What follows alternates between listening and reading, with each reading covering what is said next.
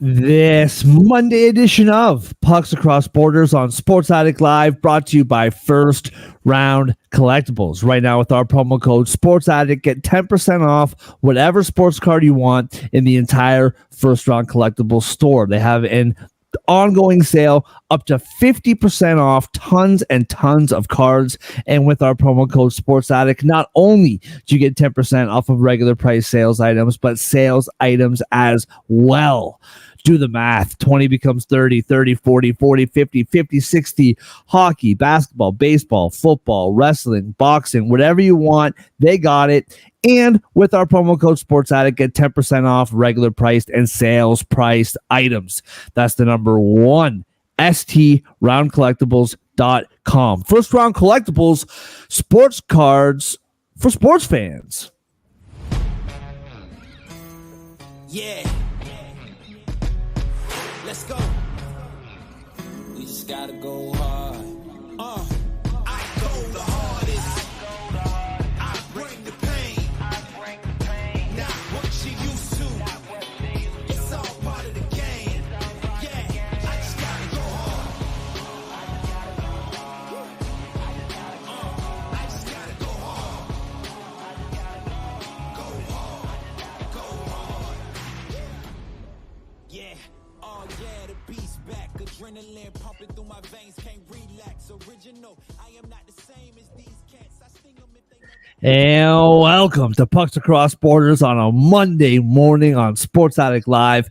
Good to be here. Super, super rainy here in the Toronto area, but hopefully for your long weekend down in the States, it is beautiful, sun shining, birds chirping, all that good stuff. Happy Memorial Day to all you guys south of the border, and to my fellow Canadians. We had ours last weekend. I said this yesterday. I get jealous of American holidays. I just feel like they're so much cooler. Like, you guys just care about things way more than we do. We just don't care about anything. But I am quickly digressing. It is good to be here. Rangers. It's weird with a game where they led 4-2. It's weird to say that they stole a game, but that's kind of what it felt like by the end of it. They go up in the series 2-1. The Oilers and the Stars hope to each do the same in their series tonight, Game 3 in Edmonton later this evening. We'll get into all of it, but before we do, I am Mark Sauter, and right beside me at the top of your screen, you read his gambling picks on Winners and Winers. You read his work on Give Me Sport.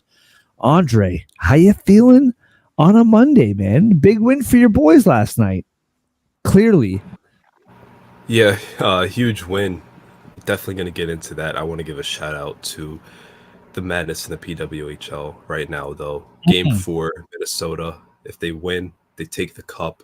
It's in double OT, 2.5 minutes left. Minnesota gets a goal. They're celebrating. They think they have it. Then our favorite call in the world happens. Goaltender interference. They take it back. Minute later, Boston scores. They don't even celebrate. They just skate right into the locker room. Going on home, we got a Game 5, winner takes all, PWHL final. So, pure madness in Minnesota yesterday. And that's tough because Minnesota needs a win, man. Like, I know that their basketball team is in the conference finals, but they're about to not be in the conference finals anymore, and not in the good way of moving on.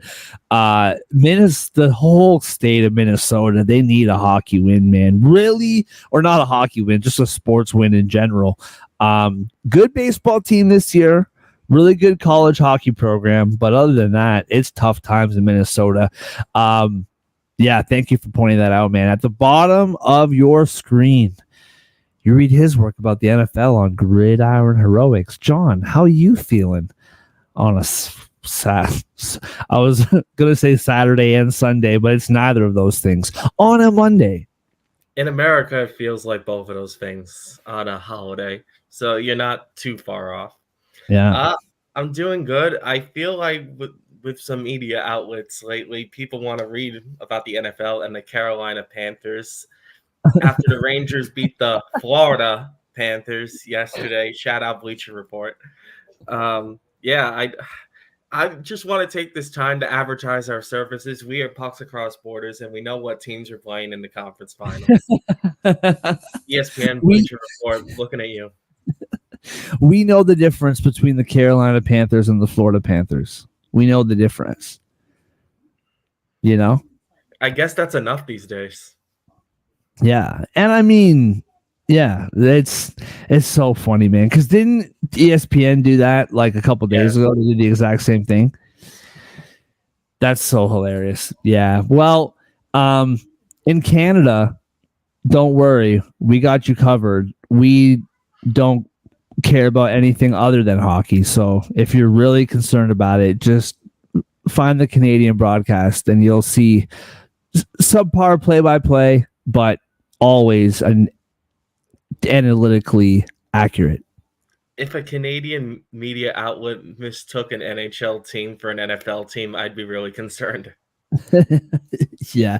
I mean, the Canadian outlets do enough things that are concerning on their own. But what a game last night, Andre. What in the world, man? I had friends over for barbecue, and we were watching the game. It was 4-2. We were watching the game. And then it was a beautiful day outside. I said, okay, we'll go outside for, 20 minutes, half an hour, have some lunch or dinner, whatever. Come back inside. It's 4-4. What the heck happened, bro? Yeah, we know who the Panthers are. You can punch them in the mouth. They're gonna come back even harder. Yep. So it seemed like they were down and out. They gave up a shorthanded goal to go down 4-2. They had the rest of that power play, I guess that 4-minute power play killed off. Rangers got a couple chances after that. I think they got a power play after that. It seemed like all the momentum was on the Rangers side, and then Florida just said, "Nah, we want to win," and they took over that third period. By the time it got to 4-4, whoever lost, it was going to hurt a lot because you don't expect to score 4 goals in any games in this series. So those feel like absolute must wins. I will say, though, to the Rangers' benefit, they've been in the exact same scenario as yesterday already. Game 3 of the conference finals, you're on the road for the first time in the series. You're in Florida up against a team that won the East a year ago. You have a 2-goal lead. Jacob Trouba's having a nightmare game. Keandre Miller's also not playing well. You blow said 2-goal lead. It's only 2 years ago against the Lightning. They let that game slip. Tampa scored with less than a minute left, took it home 3-2. This time, the Rangers quite literally survived.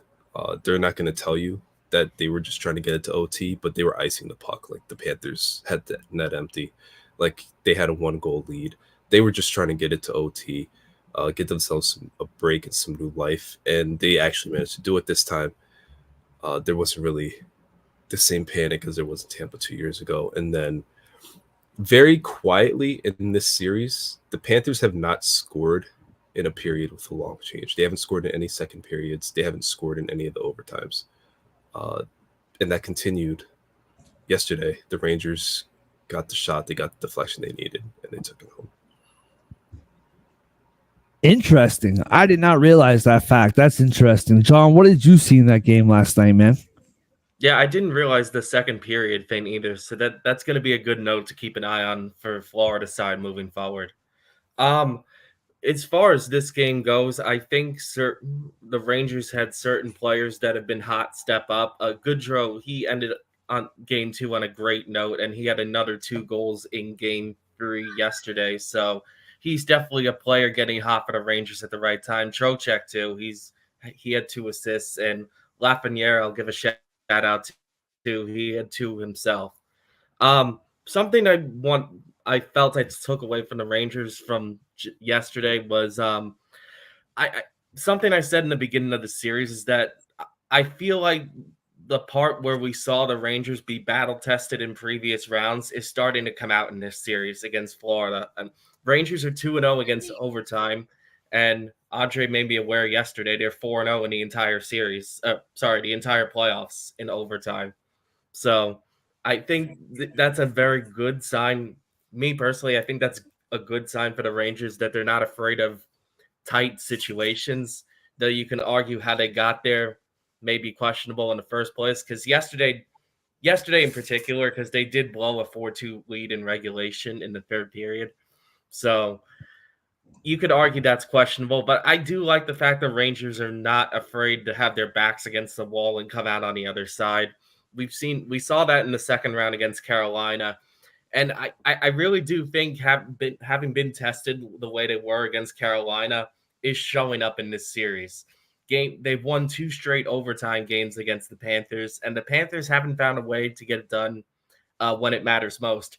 And if I'm a Florida Panthers fan, I'm concerned that we're not winning games. Reinhart scores 2 goals. That's your best player producing, and he had 2 very nice goals yesterday too. And there are times in the playoffs, not just in this series, but even back against Boston, Reinhart tried to lift the team on his back, and against Boston, I would say it worked, but the Rangers are showing you need a little bit more in these situations.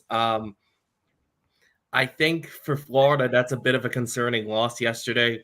The Rangers, even Ray Ferraro said it on the ESPN broadcast, the Rangers stole a game.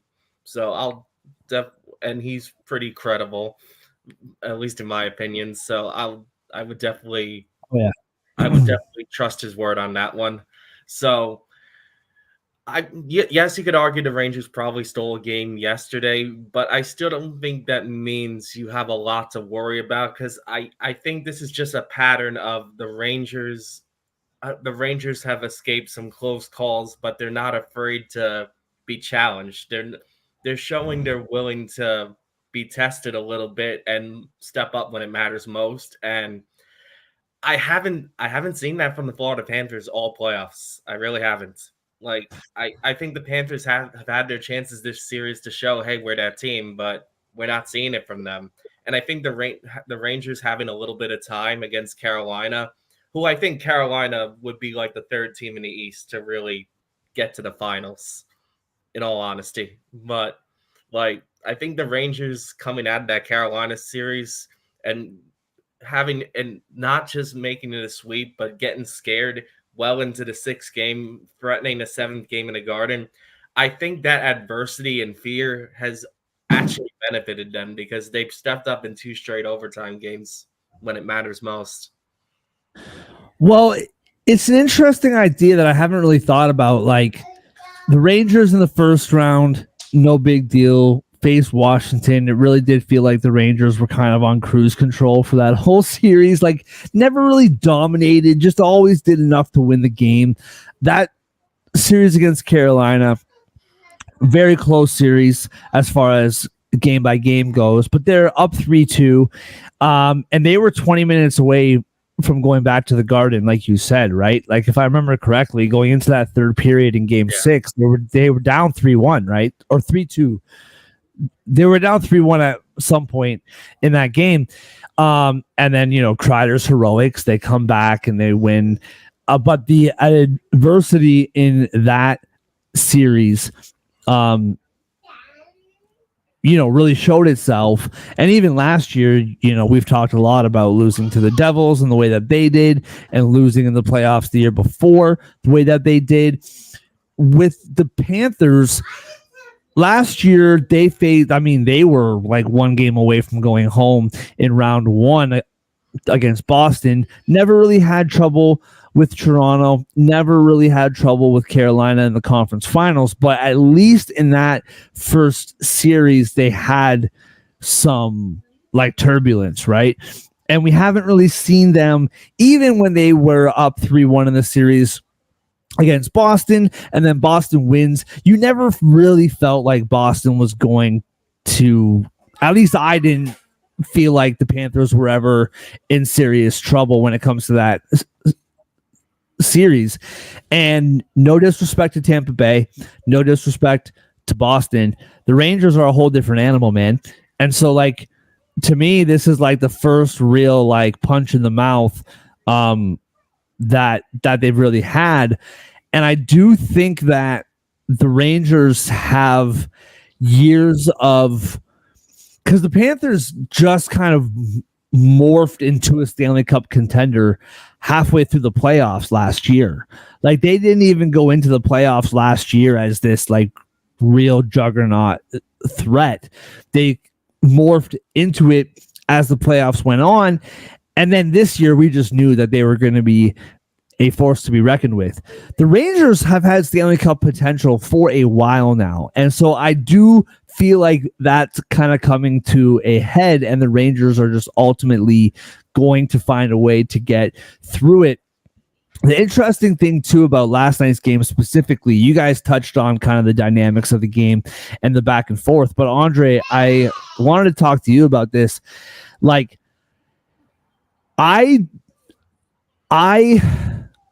okay, a couple things. So that elbow on Rodriguez from Trouba and that whole sequence, and then the Rangers scoring shorthanded on that power play. I always find it really funny when teams like the Panthers or like Brad Marchand in the previous series, you know, when things like this happen to them and they want to act and I actually give Brad Marchand credit. He said about the whole Bennett punch to the face, like, I do the same thing. But like specifically with like fan bases who want to get up in arms and all mad about certain situations, like that's how the Panthers play. Like Nick Cousins is known for this. Sam Bennett is known for this. Like this is not like some neat and pretty clean team that doesn't get up to shenanigans. Like the Florida Panthers are a dirty hockey team. They just are. And it's not a bad thing, like, or a good thing. It's just part of who they are.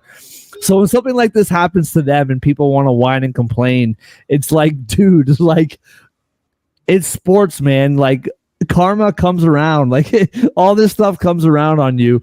And I thought that play yesterday, I didn't really think it was that bad. I thought Rodriguez clearly was acting for his life on the dive afterwards. That's my personal opinion. Did you find anything with that, Andre, that was dirty or out of the ordinary? Like I thought the play happened really quickly and he was just trying to stop his man.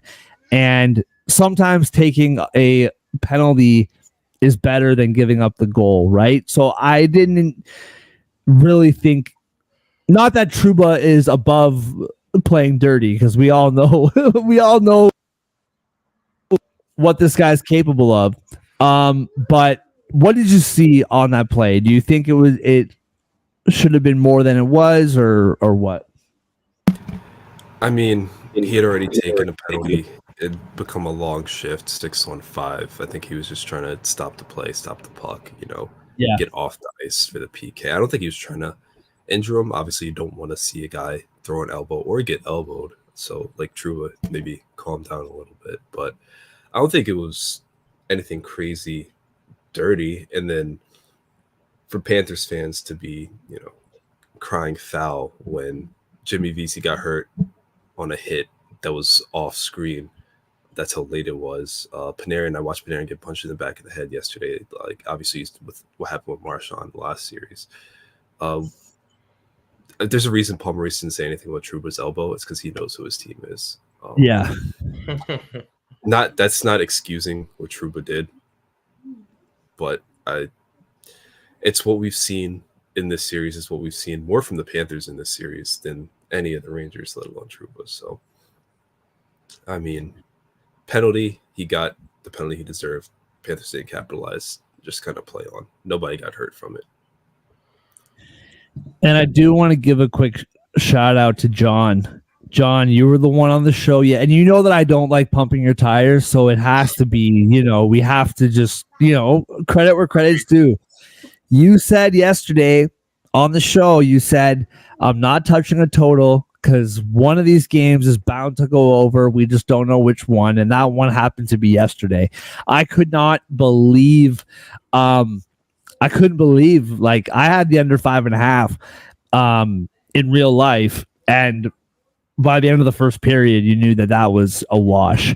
But luckily I had the Rangers money line and I had the Rangers tied to Mavs -2, which was sweaty for a little bit, but the Mavs, that's the one good thing. Complete side note, I was like whining about the afternoon puck drop. I really didn't like it. However, I got to watch playoff basketball last night, which I don't do very often, and that was a tremendous basketball game. So life gives you, lemons or whatever. You just got to do what you got to do. All right, moving on. So yeah, John, good call by you on the total because you were all over that yesterday. Moving on, we got a game tonight. Game number 3. DraftKings tricked us yesterday, telling us that it was at 9:40. Thank the good Lord that it is not. 8:30 start. The Edmonton Oilers are home. Got the split on the road. They are now home playing the Dallas Stars. And really quickly, just before we get into this game, I'm looking right now at DraftKings. It is on my screen. I'm staring right at it. Andre, tomorrow night, Florida Panthers -170. New York Rangers +142. They're really doubling down. Keeps on giving. I know. It's absolutely insane. But we'll talk about that tomorrow. I just wanted to throw that out there that, again, I'm not surprised that the Panthers are favored, but -170 is just absolutely ridiculous. But all right. The Edmonton Oilers home against the Dallas Stars. Dallas Stars +110 on the money line. Edmonton is -130. See, if those were the odds for tomorrow night's game, I'd be okay with it, that makes sense. Over 5.5 is -115. Under 5.5 is -105. +1.5 on the Dallas puck line is -238. -1.5 for the Edmonton puck line is +195. John, let's start with you, man. What do you see in this game tonight? Tonight, I'm going to be interested to see if Dallas can continue the overall sports momentum the city has on the road now. For real, man. Because they managed to win 3 straight home games between the two teams with the two. They have a chance to win 3 tonight, my bad. The Mavericks and the after losing game 1, the Stars won game 2 and the Mavericks won game 3. So going to be interested to see if Dallas sports can keep the momentum going. They'll have a tough test here. I think this is an important game for Edmonton, in all honesty, because I think they need to find their groove again, and they could be a streaky team, in all honesty. Like, sometimes they're red hot, but sometimes they get into a drought where they don't really know where their production is going to come from. And I fear if their star players are left off the board a second straight game, they might enter a slump they can't come back from against a talented team like Dallas. I mean, I've said it once. We've all said it once. We'll all probably say it again tonight. Star players need to step up for Edmonton or they're not winning. Plain and simple. I mean, game 2, 5 shots on goal and no points between McDavid, Draisaitl, Hyman. That's got to change. McDavid in particular only had 1 shot on goal. If anything's going to change from those stats I just laid out, I expect that to. McDavid's probably going to get some sort of point on the board. I don't think he's going to get left off again. I might even double down and go with another McDavid prop today. I didn't do a best bet on him last time, but I'm leaning towards it here. With that said, I have a weird feeling Dallas is going to win the game. I just like the way they're playing better right now. And I feel a similar way as I do with the Panthers Rangers, whereas Rangers were getting outplayed early in this series and even game 3, right? Yet the Rangers have come away with 2 games and they were in game 1 for a while. And I'm just saying that here because I feel similarly about Dallas. I felt like Edmonton really outplayed them in the regulation of game 1, and Dallas still managed to get the game to overtime. They still arguably outplayed Edmonton through at least half that overtime. And, McDavid just had a hero moment that sometimes he can't do anything against the best player in the world. What I'm trying to say is I think Dallas has shown that they're going to fight and stay in games, even if they're not playing their best. I haven't seen that from Edmonton yet this series.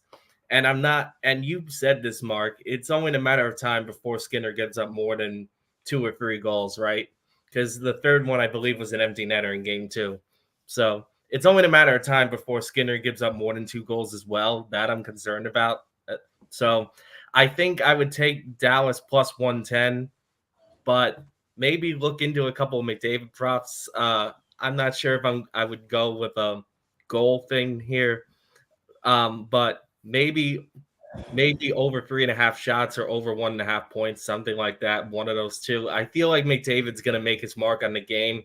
I just think it's going to come in a losing effort.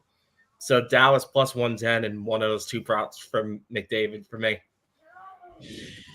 Yeah, I mean, so first of all, you're talking about Dallas sports right now. If I had the money, I would absolutely go down there right now. Like what? I've been partying. Oh man, and I'm not like a bar guy. I'd much rather like barbecue and sit on my couch and not be around people. I would much rather that.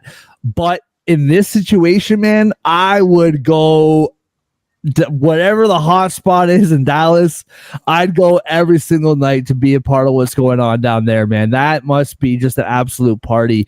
So yeah, and I mean, to your point too, like I do struggle with picking a side because I said this at the very beginning, win or lose, I'm probably going to pick Dallas every single night and just kind of like roll with it and hope that they win more than they lose and kind of, get my money back that way. I just feel this one's a little bit difficult for me because they are going back to Edmonton, and not only is Edmonton going crazy right now, like Edmonton's a great city. I'm not being disrespectful to it. I've been to Edmonton. I enjoy Edmonton. It's a great place. There's nothing really to do though. Like it's not like the Edmonton Oilers, they are the city of Edmonton. So like when they're in a conference final, that whole city is just all about the Oilers. It's a cool vibe. It's a really, really special moment down there right now, or out there or whatever. And not only that, they got the whole country rolling with them, man. Like we haven't had a Stanley Cup up here in 30 plus years. So the whole country is rooting for Edmonton right now. So I'd be interested to see how they handle that, how that kind of happens. I have a really hard time talking about these games right now, guys, because, and it's the same thing with writing. Like I'm covering this series for Total Apex, and it's hard for me to write articles about this. You know why? Because of what you said, John. It's the same thing every single game. If the Oilers star players don't score, they will lose. Plain and simple. Dallas Stars depth. Like, guys, in this series, Jamie Benn, Tyler Seguin, and Mason Marchment are the goal scorers. Like that, those are not your superstar players. Tyler Seguin and Jamie Benn at one point were superstars. They're still very good players, still very good leaders, but they're not your star players anymore. And like Wyatt Johnston, he got 2 helpers the other night, but he hasn't scored yet. Jason Robertson, he hasn't scored yet. Rope Hintz, I don't know if you guys have seen yet. He was rumored to come back for game 2. He didn't. I don't know if he's coming back tonight. That would be a really big help. Not only does he have the ability to contribute with production offensively, but defensively, he's a very good forward in the defensive end. But this is what I'm seeing from Dallas, man. Like their top players are not producing right now, but the old vets are. And that's what's happening. Like, and I mentioned this the other night. Connor Brown scored the other night for the Oilers. He's had 4 goals and 12 points in 71 games this season. 12 points. And he got a goal the other night in what should be a really cool moment. But that cool moment was taken away because nobody else scored. That was it. And they lost the game. And so when it comes to the Oilers, like I am really, really concerned about this. Like if they win, like of course your star players have to be your best players. We all know this. That's like, you know, like we all know that. But you need that depth scoring. You need it. And I just don't know where that's coming from for the Oilers. And with regards to, you know, Stuart Skinner, I do believe that he can give up 5 at any given moment, or 4, or even 3. But the guy has been phenomenal. And I just feel like these performances have been wasted. Like even game 1, they needed 81 minutes to win that game. So it's hard for me to back the Oilers. Obviously, the offensive firepower they have when their top guys are rolling, like, is second to none. But right now, the depth is a real concerning issue. And I just think Jake Ottinger is on another planet right now. He has been the whole playoffs. I'm going to pull this up real quick because I saw it the other night, and I just wanted to I want to make sure that I got this 100% right. So just bear with me. We're live. We'll do it live. I thought that I had it memorized, but I just want to make sure that I have this right. So 9-6 in the playoffs. Skinner's 8-4. Not a crazy difference there, but 2.04 goals against, 0.922 save percentage. Like Jake Ottinger is playing out of his mind. I haven't seen what the Conn Smythe odds are right now, but I think it's a pretty good sprinkle to put some on him right now if they get through. So if you're asking me which one of these goaltenders regresses, I think we all know the answer. And so Edmonton's got to start producing. They have to. And I don't really know how that's going to happen. Like I said, who on the depth, like Fogle is a good player. Kane, he's a good player. I was listening to the radio the other day, and they were saying, like, why not sprinkle some new blood? Like, bring Corey Perry in, like, bring some people in just to kind of freshen up the roster a little bit. I don't know if that's the answer. But I'm going to pick Dallas. If it loses, it loses. But I just trust Dallas in every area way more. Even like depth scoring, this isn't crazy depth scoring because he is a prominent point producer, but even getting a goal from Bouchard would be huge. Like just something different than your top 3 guys. So we'll see what happens tonight. I just really like the way. And sorry, one more point, John, you pointed this out, and I 100% agree with you. This, especially in the playoffs this time of year, like the Final Four and beyond, these games are all about waves and who can sustain themselves through the other team's waves, right? Like both teams, like, you know, for 5-10 minutes, the Oilers, like they're dominating. The other 5-10 minutes, the Stars are dominating, and it kind of rotates, right? And I think Dallas is doing a great job in holding back like the dam a little bit when Edmonton starts rolling. And I just trust them way more. So I'm taking Dallas as well.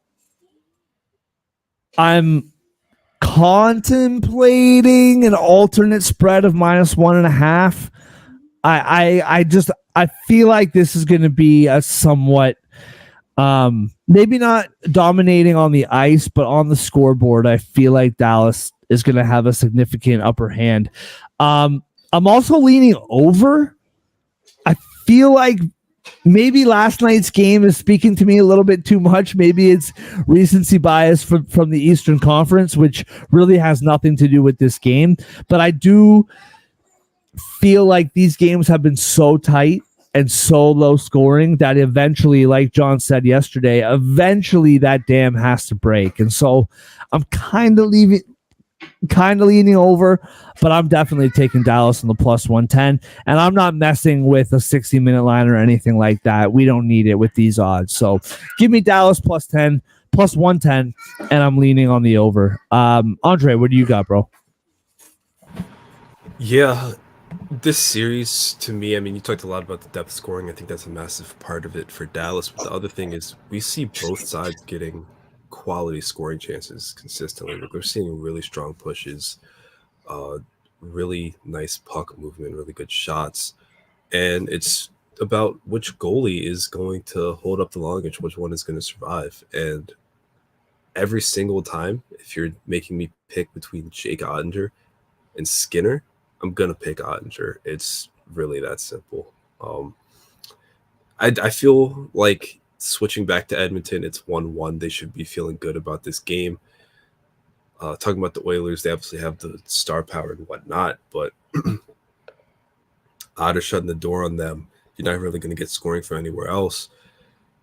Dallas has 3 lines worth of guys where if the puck is on their stick, you got to watch out for a really good shot. So it's tough, especially when Skinner is the worst goalie of the two. So I'm going to stick with Dallas plus 1, especially a plus 110.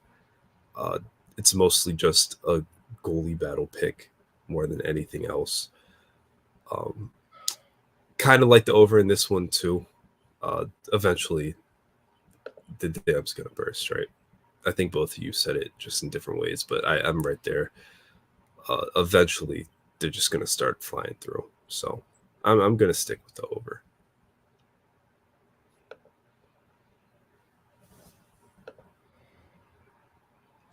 Wow, that was a rookie mistake, leaving my mic muted. That was embarrassing. All right.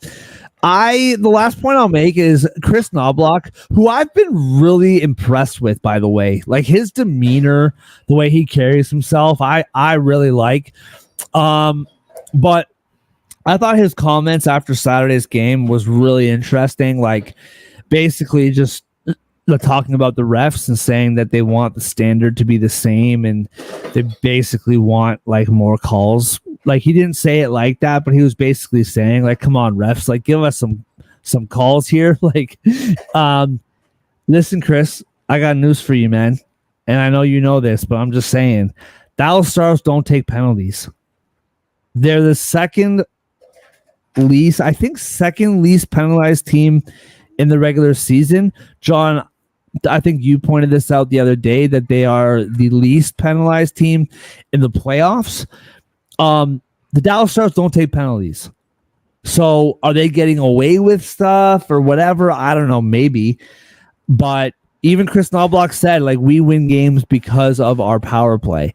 Well, when you play the Dallas Stars, you're not going to get many power plays. That's just the way it is. I'm pretty sure one of their only penalties the other night, whether it was game 1 or game 2, I can't remember, was too many men.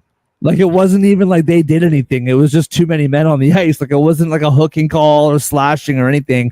It was just too many men. So you're not going to win with your power play in this series. You're just not. So you gotta find another way. So it'll be interesting to see. All right, moving on to our best bets brought to you by First Round Collectibles. Right now with our promo code Sports Addict, get 10% off regular priced and sales priced items. They have an ongoing sale up to 50% off. And with our promo code Sports Addict, not only do you get 10% off of regular priced items, but sales items as well. Go to firstroundcollectibles.com today and find your heroes. That's the number 1, STRoundcollectibles.com. Promo code Sports Addict for 10% off every sports card in the entire store. First Round Collectibles, sports cards for sports fans. John, what do you got, bro? Okay, this is kind of contradictory because I do think Dallas is going to win the game. But I could see it being a higher scoring game than the first 2 games too. So I'll put a prop out there because I didn't do it last time. Connor McDavid, he had 1 shot on goal in game 2. I'll be shocked if he's that invisible on the ice for a second straight game. So I'm not gonna do an anytime goal scorer prop because he's more of an assist machine in the playoffs. What I'm gonna do here is I'm gonna go over 1.5 points for McDavid. I think he's gonna leave a mark on the game in a losing effort. You made me a little scared I think this is part of it. You made me a little scared to go full all in with Dallas because I realized Noblock hasn't lost 2 straight games in the playoffs with the Oilers yet. So I'm going to be interested to see how he adjusts to game 3 if he can. I'm still leaning Dallas to win, but I like McDavid to bounce back here over 1.5, my best bet. Yeah, I see what you're saying, man, but like Edmonton hasn't played Dallas. That's true too. You know, we all love the Canucks. Nothing against the Canucks. We all love them. But this is a totally different animal. Andre, what do you got, bro? Nice and simple. Dallas money line. Yep. I think I'm going to win. I'm trusting the goalie, trusting the Otter more than anything. Absolutely love it. I'm really struggling here, boys, because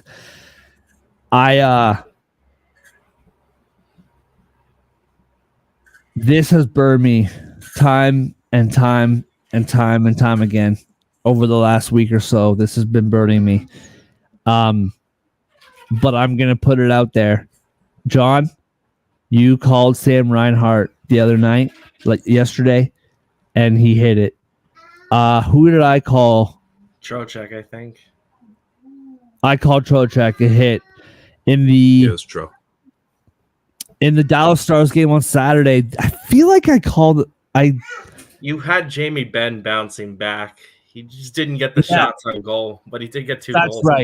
That's right. I didn't call necessarily the goals, but I thought that he would be shooting the puck, and he did end up scoring. Our goal scoring's been pretty hot lately, John. We've been feeling pretty good over the last few days, so I'm going to keep this going, and we'll see if we can keep the streak alive. I am talking to Wyatt Johnston. I'm talking to you, bro. I've been pumping your tires all playoffs long. You started out on fire. You got 2 helpers the other night. You helped your team win. Nothing wrong with that, but I need a goal from you tonight, man. We have not seen the young stars do what they need to do to contribute offensively to this Dallas Stars team. I talked about it earlier. Tyler Seguin, Marchment, and Ben are your goal scorers. Yes, Lundell, that was the empty net, blah, blah, blah. We need some young blood scoring some goals for Dallas tonight. This can't keep up all series long. Make me look good, Wyatt Johnston, plus 180 to score a goal tonight. I believe in you. I know you can do it. And with any luck, it'll happen in the first 20 minutes. And I don't have to sweat it. So, Wyatt Johnston, I'm talking to you, bro. Plus 180. Let's go. Yeah, well, not only have your goal scorers been hitting for both of you, but they were the first goal, and they were both like 5 minutes into the game. So hopefully it's another non-sweaty goal scorer. Yep. Hopefully we get all 3 legs today. We got the Dallas Stars money line at plus 110. We have Connor McDavid over 1.5 points at minus 125. We have Wyatt Johnston, anytime goal scorer at plus 180. That 3-leg parlay is plus 950. Absolutely love it. Great job, guys. What was the parlay yesterday? Because you guys both hit on your bets, I think, right? I can't remember what I picked yesterday. I don't think Fox picked up a point. You picked up you took under. Oh, I picked the under. Yeah, that's right. That's right. That fell flat out. It's just John carried us yesterday, bro. But we're all carrying each other today. I love this bet tonight. Everybody, whether you're watching live or throughout the day, we appreciate you. Thank you so much for spending this season with us and, of course, the playoffs. We're almost there. We're almost at the end. We appreciate you guys. Shout out to First Round Collectibles.